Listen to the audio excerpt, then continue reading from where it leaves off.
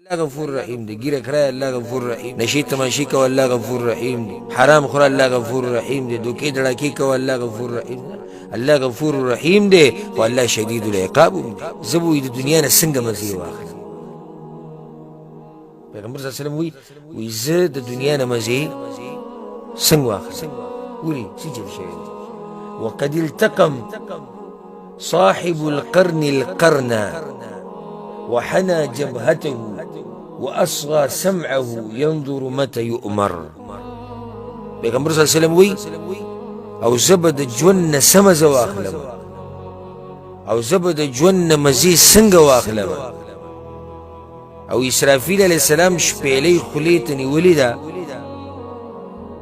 په دقه انتظار کې چې کله به ورته الله امر کوي او دی وبکې پوکې کې شپېلې به پیغمبر صلی الله علیه وسلم وایي چې دا حالات یې زه به څه مزې واخلم. هغه طرف ته مې سوچ او دا ګوره پیغمبر دی دا هغه انسان دی چې سید الاولین والآخرین. دا هغه انسان دی چې الله ول تیر شي او راتلونکي خطاګانې ټولې بخلي. دا هغه انسان دی چې اولنې کس جنت ته به ننوځي او د قیامت په ورځ شفاعت او زما لوی شفاعت الله پیغمبر صلی الله علیه وسلم ته نصیب کړي. هغه انسان یریږي و اسرافیل علیه السلام شپېلې نیولې د الله انتظار کوي نو زه به څنګه مزي واخلم. مطلب د دې خبرو دا دی چې کله یو انسان دنیا کې په دې موضوع کې ورننوځي که نه او هغه طرف ته سوچ لاړ شي چېرې د الله سره عذابونه دي سختې دي په آخرت کې نو هغه مزې ختم شي. هسې تاسو ته دې کې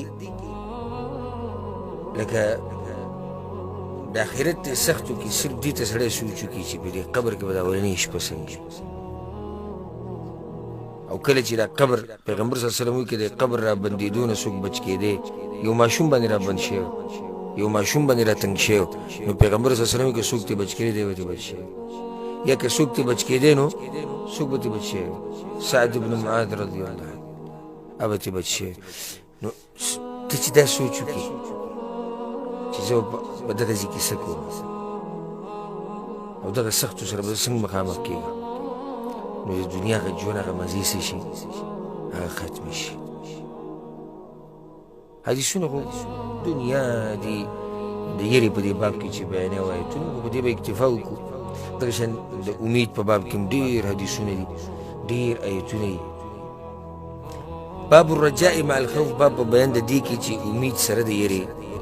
امام بخاري په اصل کې یو روایت راوړی او دا ټول پکې ما د خپل طرف نه ذکر کړو چې دا خبره ښه واضح شي او کوشش مې دا و د دې لپاره مې دا کار وکړو چې ستاسو د الله نه امیدونه هم پیدا شي او د الله نه ویرېږئ. یو طرف ته به ګورئ نه ځئ چې صرف دې ډډه لګوري الله غفور رحیم دی. ګیره کرای الله غفور رحیم دی. نشی تماشی کو الله غفور رحیم دی. حرام خور الله غفور رحیم دی. دوکې دړاکې کو الله غفور رحیم دی. الله غفور رحیم دی خو الله شدید العقاب دی.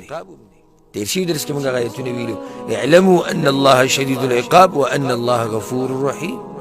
نبئ عبادي اني انا الغفور الرحيم وان عذابي هو العذاب الاليم. الله وی زما دې بندگانو ته ووایه چې زه ګوره بخونکې مهربانه یم او زما عذاب هم ګوره به سخت عذاب دی. الله وی